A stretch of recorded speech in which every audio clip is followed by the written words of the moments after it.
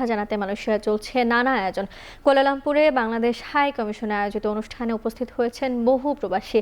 এই মুহূর্তে সেখান থেকে যুক্ত হচ্ছেন সহকর্মী শাহরিয়ার তারেক। সরাসরি চলে যাব তার কাছে। তারেক, জানতে চাই মালয়েশিয়ায় এই মুহূর্তে ভাষা শহীদদের প্রতি শ্রদ্ধা জানাতে কি আয়োজন দেখতে পাচ্ছেন?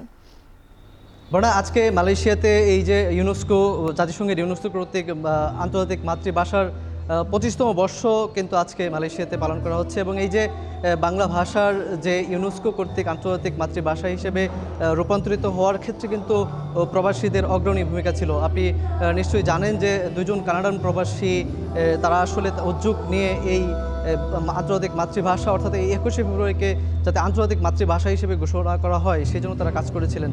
তারই ধারাবাহিকতায় আজকে 25তম এই বর্ষ এখানে উদযাপিত হচ্ছে, এবং এই যে প্রবাসীরা আসলে আপনি নিশ্চয়ই জানেন যে তাদের বিভিন্ন কর্মব্যস্ততা আছে, সেই সকল কর্মব্যস্ততার মাঝখানে সেইগুলো আসলে পিছনে ফেলেও কিন্তু আজকে এই যে এইখানে যে বাংলাদেশ হাইকমিশন কর্তৃক আয়োজিত যে অনুষ্ঠান সেখানে তারা এসে উপস্থিত হয়েছেন এবং ভাষা শহীদদের প্রতি তাদের যে বৃহত্তর শ্রদ্ধা সেটি তারা নিবেদন করছেন। একই সঙ্গে আজকে যেভাবে এই অনুষ্ঠানটি আজকের যে এই যে ভাষা দিবসের যারা শহীদ হয়েছে তাদেরকে যেভাবে স্মরণ করা হচ্ছে, যে সকালবেলা হাই কমিশন প্রাঙ্গণে অস্থায়ী একটি শহীদ মিনারে পুষ্পস্তবক অর্পণের মধ্য দিয়ে তাদের এই যে অনুষ্ঠান সেটি যাত্রা শুরু হয়, এবং এই মুহূর্তে আমরা যে জায়গাটিতে আছি এখানে একটি সাংস্কৃতিক অনুষ্ঠান এই মুহূর্তে চলছে। প্রায় 13টি দেশের বিভিন্ন ভাষার যে শিল্পী আছেন তারা আজকে এইখানে তাদের যে যে অনুষ্ঠানগুলো আছে, যে সকল কৃষ্টি সংস্কৃতি আছে সেগুলো প্রদর্শন করছে।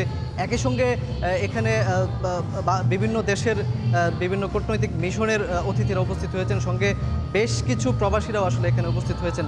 তারা যেটি বলছেন যে বাংলা ভাষার জন্য কেবল বাংলাদেশিরাই যে প্রাণ দিয়েছিল, এটি যে একটি বিশ্বের মধ্যে একটি ইতিহাস, একটি অনন্য উদাহরণ, সেই বাংলা ভাষার যে তাৎপর্য সেটিকে মানুষের কাছে তুলে ধরার জন্য তারা বিভিন্ন বিষয় নিয়ে এবং বাংলা ভাষার যে তাৎপর্য সেটি নিয়ে এসে আলোচনা করা হচ্ছে। তো এই ছিল বর্ণা আসলে মালয়েশিয়া থেকে 21শে ফেব্রুয়ারিকে নিয়ে যে আয়োজন তার সবশেষ।